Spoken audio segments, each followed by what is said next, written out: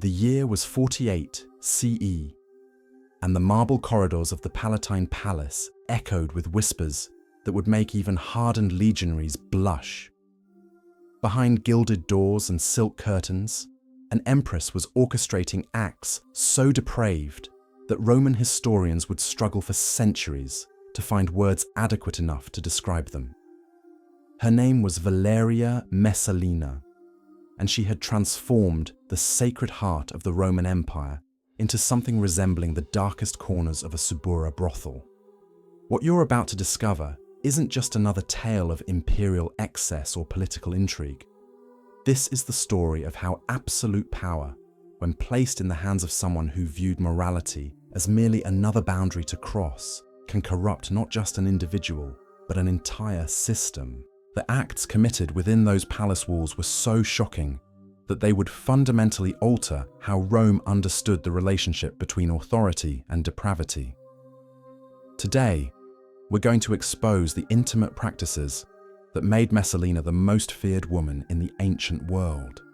Not feared for her armies or her political cunning, but feared because she had weaponized shame itself, turning the bedchamber into a battlefield where senators became slaves and virtue became a performance staged for her twisted entertainment. But before we dive into the depths of her debauchery, we need to understand how a 15-year-old girl from a noble family became the architect of Rome's most elaborate system of sexual blackmail.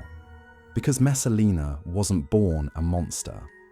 She was created by an empire that handed unlimited power to a child, and then acted surprised when she used it in ways that exposed the rotting foundations of Roman morality.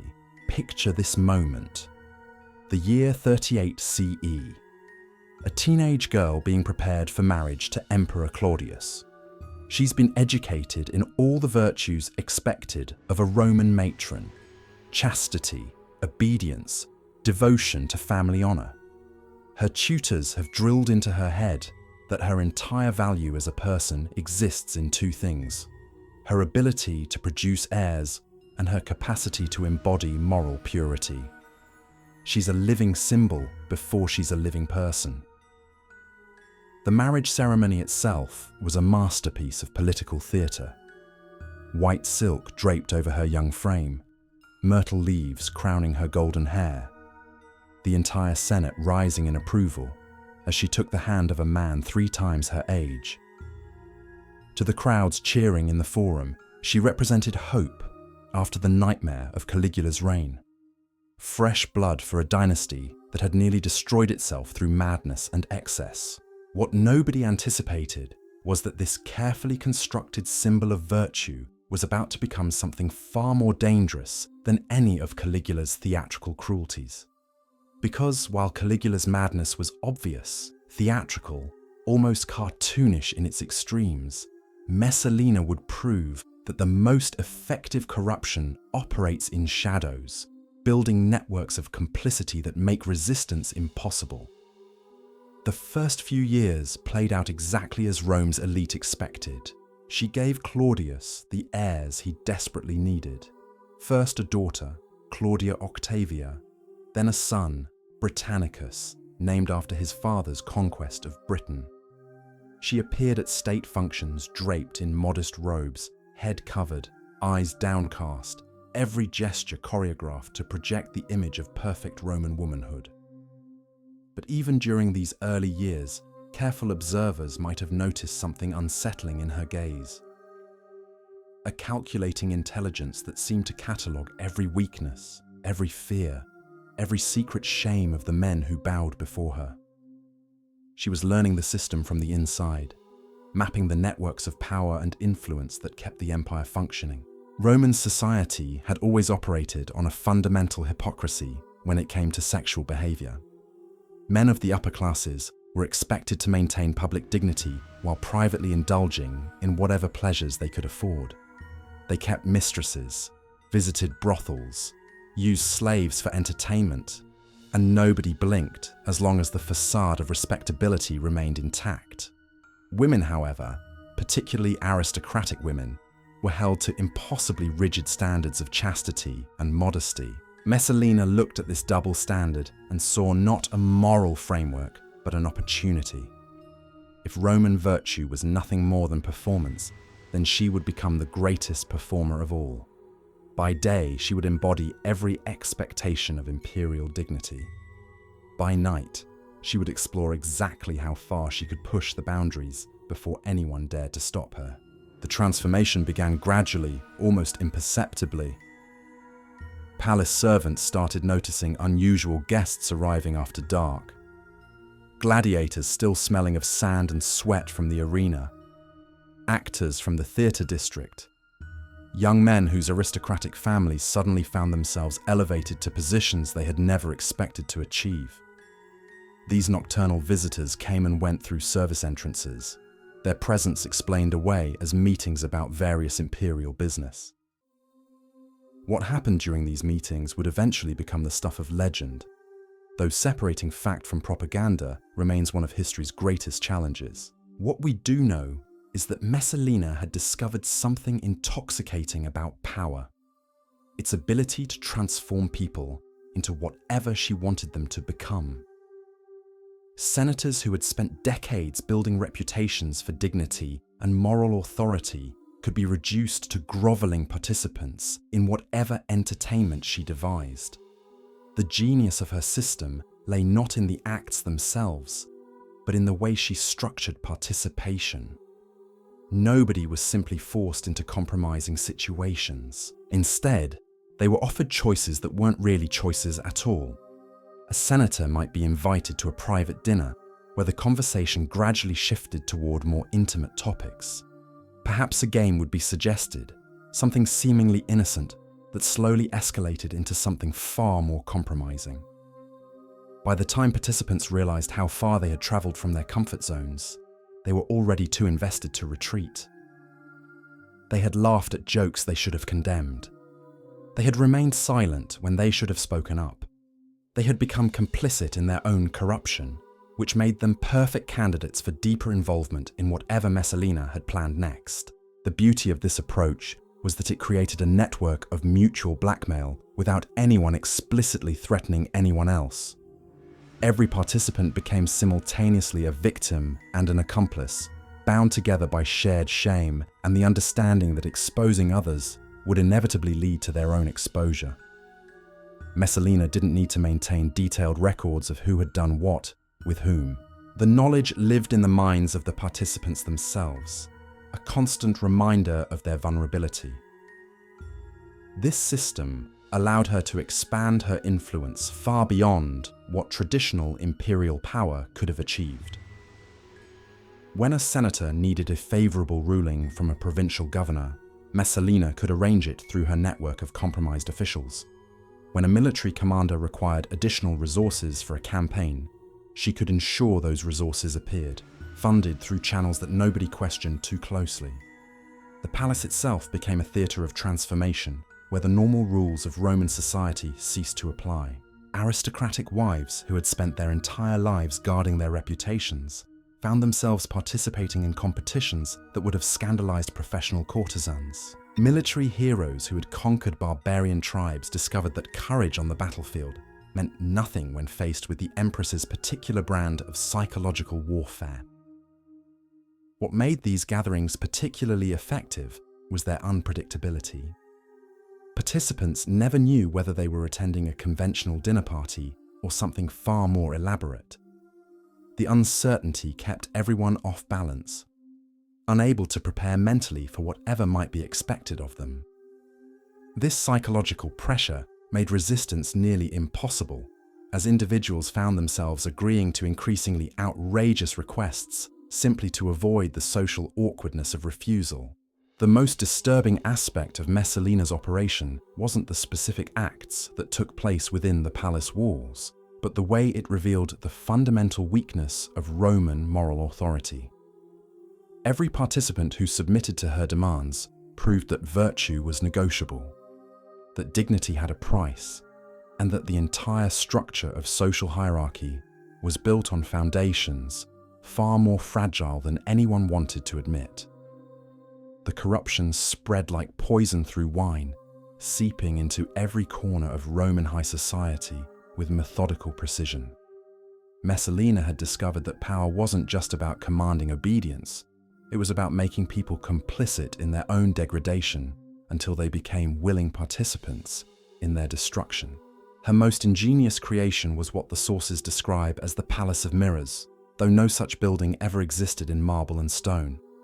This was a psychological construct, a system where every compromised individual reflected the shame of others, creating an endless loop of mutual blackmail that made escape impossible.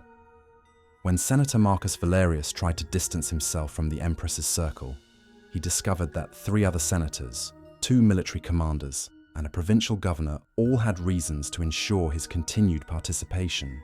The genius lay in the gradual escalation. What began as slightly improper dinner conversation evolved into increasingly elaborate theatrical performances. Aristocratic women found themselves competing in contests that would have made seasoned prostitutes blush, not because they were forced, but because refusal meant social exile in a society where Messalina's approval had become the ultimate currency of advancement. These competitions weren't just about physical endurance or shameless display. They were psychological masterpieces designed to break down every barrier that separated the sacred from the profane. Roman matrons who had spent decades guarding their virtue discovered that virtue itself was just another performance, and that once the performance ended, they were left with nothing but their own complicity in its destruction. The most chilling accounts describe how Messalina would orchestrate scenarios where participants were forced to choose between their deepest moral convictions and their social survival. A tribune might be presented with a choice between watching his wife participate in degrading entertainment or seeing his family's estates confiscated and his career destroyed. These weren't idle threats. The Tiber regularly yielded the bodies of those who had tested the Empress's patience. What emerged from these psychological experiments was a new form of governance based entirely on shame. Traditional Roman authority relied on respect for law, military might, and the perceived divine favor of the gods. Messalina proved that a more effective form of control could be achieved through the simple expedient of making everyone complicit in acts they could never publicly acknowledge. The palace servants who witnessed these gatherings became unwilling archivists of imperial degradation. They saw aristocratic daughters arrive as symbols of family honor and leave as hollow-eyed participants in whatever entertainment the Empress had devised. They watched as senators who had built careers on moral authority transformed into eager participants in spectacles that defied every principle they had publicly championed. These servants carried secrets that could have toppled the government, but they also understood that knowledge made them targets rather than assets. Several mysterious disappearances convinced the rest that discretion wasn't just advisable, it was essential for survival. The palace became a tomb of living secrets, where everyone knew everything and no one dared speak. The most disturbing innovation was Messalina's use of religious ceremony to sanctify the unspeakable. She would begin gatherings with elaborate rituals honoring Venus or Bacchus, creating a theological justification for whatever followed. Participants found themselves not just violating social norms, but doing so in contexts that made resistance feel like impiety. How could they refuse to honor the gods? How could they walk away from ceremonies that had been blessed by proper religious authority? This religious theatre served multiple purposes. It provided psychological cover for participants who needed to rationalize their involvement. It created additional layers of complicity, as those who participated in the rituals became accessories to whatever acts followed. Most importantly, it demonstrated Messalina's understanding that the most effective corruption operates through institutions that people trust, turning their own beliefs into weapons against their moral resistance. The network expanded beyond the palace walls through a system of graduated involvement. New participants might begin with relatively innocent attendance at philosophical discussions that gradually became more intimate. Young aristocrats found themselves invited to poetry readings, where the verses grew increasingly explicit, then to dramatic performances where the audience became part of the spectacle. Each level of involvement created new dependencies and new vulnerabilities. A young senator who had merely attended a questionable dinner party discovered that his continued advancement depended on recruiting others to similar gatherings. Provincial governors found that their requests for additional resources were approved or denied based on their willingness to accommodate the Empress's unusual entertainment requirements when visiting Rome. The most sophisticated aspect of this system was how it transformed victims into perpetrators without anyone explicitly acknowledging the transition. Participants convinced themselves they were protecting their families, advancing their careers, or simply being sophisticated Romans who understood that public morality and private behavior operated by different rules. They never admitted, even to themselves, that they had become active agents of their own corruption. Messalina's greatest triumph was making degradation feel like privilege. Invitations to her gatherings became coveted signs of imperial favor. Exclusion felt like punishment, while inclusion felt like advancement, even when that inclusion required participating in acts that violated every principle the participants claimed to hold sacred. She had succeeded in making virtue feel naive and corruption feel sophisticated. The psychological toll on participants was devastating, though it manifested in ways that contemporary observers struggled to understand. Senators who had once commanded legions developed nervous tics and insomnia. Military heroes who had faced barbarian hordes without flinching became prone to violent outbursts over trivial matters.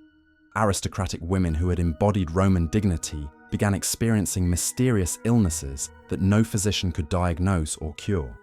These symptoms weren't random medical conditions. They were the physical manifestation of moral injury on a scale that Roman medicine had no framework to comprehend. The empire's elite were literally being driven mad by the gap between their public personas and their private complicity, but the system had become so entrenched that escape felt impossible. Meanwhile, Claudius continued his administrative duties with the focused intensity of a man who understood that acknowledging certain realities would destroy everything he had worked to build. He reformed the courts, expanded the empire's borders, improved infrastructure, and maintained the fiction that his household embodied the virtues necessary for effective governance. The emperor, who had been mocked as weak and ineffectual, proved remarkably strong when it came to ignoring truths that threatened imperial stability. But even the most determined denial has limits, and those limits were approaching faster than anyone realized. The breaking point came not through moral outrage or political opposition, but through something far more dangerous to imperial stability: overconfidence. By 47 CE, Messalina had become so accustomed to bending Rome's elite to her will that she began to mistake fear for genuine loyalty. The network of blackmail and complicity that had protected her for nearly a decade was about to become the instrument of her destruction. The Empress had grown tired of operating in shadows. After years of orchestrating elaborate deceptions where she appeared virtuous by day while orchestrating depravity by night, she began craving recognition for her true achievements. Not the sanitized accomplishments carved into marble monuments, but the genuine exercise of power that had transformed Rome's political landscape through carefully calibrated corruption. This desire for acknowledgement led to increasingly bold displays of authority. Senate meetings became theatrical performances where Messalina's influence operated with barely concealed openness. Senators would arrive with prepared speeches defending policies they had privately opposed, their arguments crafted not by principle, but by whatever position would best serve the Empress's current interests. The transformation was subtle but unmistakable to those who understood the game. A military commander would propose a campaign strategy that happened to align perfectly with Messalina's financial interests. A provincial governor would recommend tax policies that created opportunities for her network of compromised officials. Every major decision flowing through the Senate bore her invisible signature, written in the shame of men who had learned that resistance carried consequences far worse than compliance. But the most revealing change was in the quality of participants attracted to her gatherings. The early years had required careful recruitment and gradual corruption of Rome's established elite. Now, ambitious young men actively sought invitations to the palace's nocturnal entertainments. understanding that traditional paths to advancement had been replaced by something far more direct and infinitely more dangerous. These eager participants brought a different energy to Messalina's operation. Where older senators had required psychological pressure to overcome their moral resistance, younger aristocrats arrived already prepared to abandon whatever principles might interfere with their ambitions. They competed for the Empress's attention with displays of depravity that shocked even her experienced sensibilities. The palace began hosting contests that pushed beyond mere physical endurance into realms of psychological degradation that would have impressed professional torturers. Young patricians volunteered for humiliations that reduced them to sobbing, broken figures who nevertheless returned week after week, desperate to maintain their positions within the Empress's favor. These volunteers created a new dynamic within Messalina's network. Instead of managing reluctant participants who needed constant pressure to maintain their involvement, she now commanded eager disciples who competed to anticipate her desires. The system evolved from coercive blackmail into something resembling a religious cult, with degradation serving as both worship and communion. The religious parallels weren't accidental. Messalina had begun incorporating genuine theological elements into her gatherings, hiring priests to conduct ceremonies that blessed whatever entertainments followed. These weren't merely theatrical productions designed to provide psychological cover for participants. They were authentic religious rituals that transformed personal corruption into sacred duty. Participants found themselves taking oaths to gods whose worship required acts that violated every other principle they claimed to honor. They made sacrifices to deities whose favor could only be earned through the systematic destruction of their own moral integrity. Most disturbing of all, they began experiencing what could only be described as genuine religious ecstasy during these ceremonies, feeling closer to the divine while engaging in acts that their rational minds recognized as profoundly evil. This theological corruption represented Messalina's most sophisticated achievement. She had succeeded in making depravity feel not just permissible, but holy, transforming participants' guilt into a form of spiritual pride. Men who had once struggled with shame over their involvement now boasted privately about their devotion to mysteries that ordinary Romans couldn't comprehend. The Empress herself seemed to undergo a transformation during this period.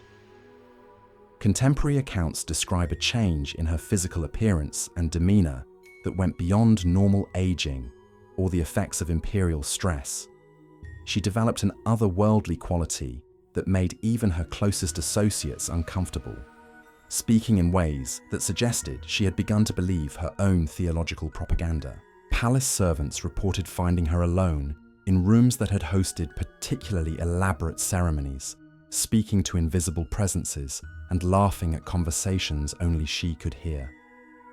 These weren't the ravings of madness, but something more unsettling, the behavior of someone who had pushed so far beyond conventional morality that she had discovered something genuinely alien to normal human experience.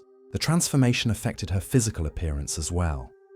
The golden-haired beauty, who had once symbolized Roman virtue, began displaying characteristics that contemporary observers struggled to describe without resorting to supernatural explanations.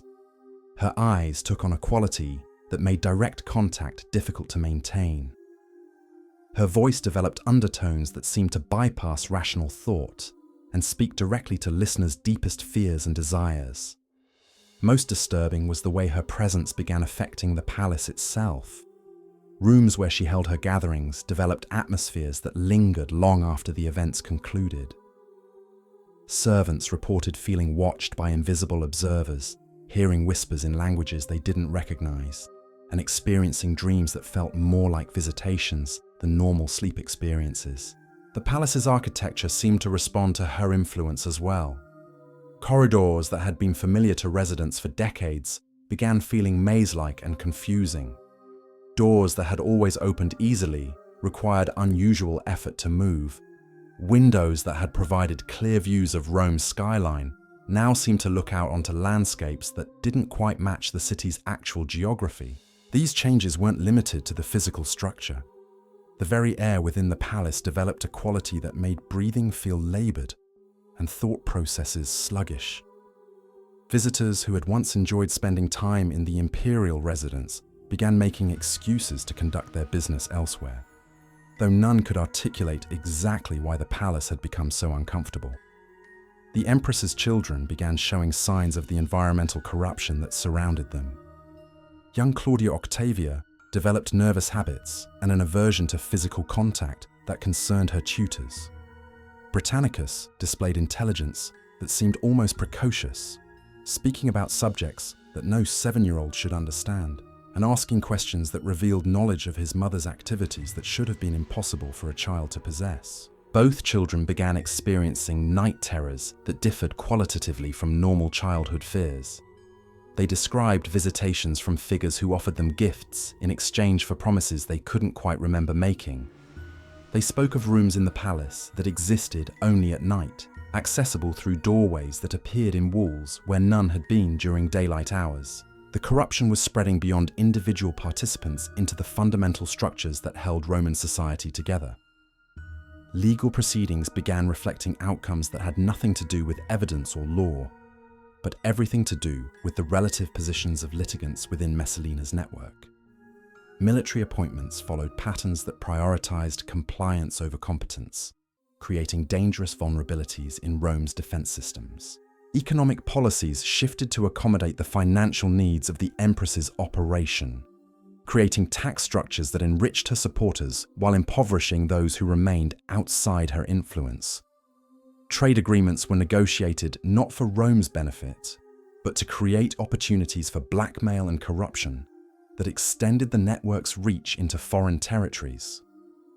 The empire's administrative efficiency, which had been Claudius's greatest achievement, began deteriorating as qualified officials were replaced by individuals whose primary qualification was their willingness to participate in whatever the empress required. Provincial governors who had maintained order through competent administration found themselves recalled and replaced by men who understood that their real job was facilitating the expansion of Messalina's influence into distant territories. Foreign diplomats began reporting strange changes in their interactions with Roman officials. Negotiations that should have focused on trade agreements or territorial disputes instead seemed designed to create opportunities for sexual blackmail and political manipulation. Alliance treaties contained clauses that made no obvious strategic sense, but created perfect conditions for the kind of corruption that had become Rome's unofficial governing principle. The most alarming development was the way these changes began affecting Rome's military effectiveness. Legions that had conquered most of the known world started experiencing discipline problems that their commanders couldn't explain or address. Veterans who had served with distinction for decades began deserting at unprecedented rates, claiming they could no longer serve an empire that had abandoned every principle they had sworn to defend. Enemy tribes that had previously respected Roman military superiority began testing the empire's borders with increasing boldness. They seemed to sense that something fundamental had changed within the Roman power structure, though they couldn't have understood the specific nature of that change. The corruption was becoming visible to Rome's enemies in ways that threatened the empire's survival. Barbarian chieftains, who had once negotiated with Rome from positions of obvious weakness, now approached diplomatic meetings with confidence that suggested they knew something about Roman leadership that gave them unexpected advantages. Intelligence reports from the frontiers described enemy leaders who seemed unusually well informed about Roman military dispositions and political divisions. This information was reaching them through channels that Roman counterintelligence couldn't identify or intercept, suggesting that Messalina's network had created security vulnerabilities that extended far beyond the capital. The Empress seemed oblivious to these strategic dangers, focused entirely on expanding the scope and intensity of her psychological experiments. She had become addicted to the process of corruption itself, treating the destruction of human dignity as an art form worthy of continuous refinement and innovation. Her gatherings evolved into elaborate productions that required months of planning and preparation. Entire sections of the palace were redesigned to accommodate increasingly complex scenarios that pushed participants beyond anything they had previously experienced. The Empress had moved beyond simple blackmail into realms of psychological manipulation that represented entirely new forms of human cruelty. The most sophisticated of these productions involved creating scenarios where participants were forced to choose between equally devastating alternatives, with their choices recorded for future leverage. A senator might be presented with evidence of his son's involvement in treasonous activities and offered the choice between publicly executing the boy himself or watching his entire family face collective punishment. These impossible choices created psychological wounds that never healed, binding participants to the Empress through trauma bonds that proved more effective than traditional forms of blackmail. Men who had been forced to choose between different forms of betrayal became hollow shells of their former selves, capable of any act because they had already been forced to abandon the moral frameworks that might have provided resistance. The cumulative effect of these psychological experiments was creating a ruling class composed entirely of individuals who had been systematically broken and rebuilt according to Messalina's specifications. Rome was being governed by men who had been transformed into extensions of the Empress's will, their own personalities subsumed into whatever role she required them to play. But even the most sophisticated system of control contains the seeds of its own destruction, and Messalina was about to discover that absolute power over broken people is far more fragile than it appears. The story of Valeria Messalina serves as one of history's most chilling demonstrations of what happens when absolute power meets absolute corruption. This wasn't merely the tale of an empress who enjoyed sexual excess. This was the systematic transformation of an entire empire's moral foundation through weaponized shame and psychological manipulation. What makes Messalina's legacy so disturbing isn't the specific acts she orchestrated, but the way she proved that civilization itself is far more fragile than we dare to admit. She took Rome's greatest strength, its hierarchical system of honor and virtue, and turned it into the instrument of its own corruption.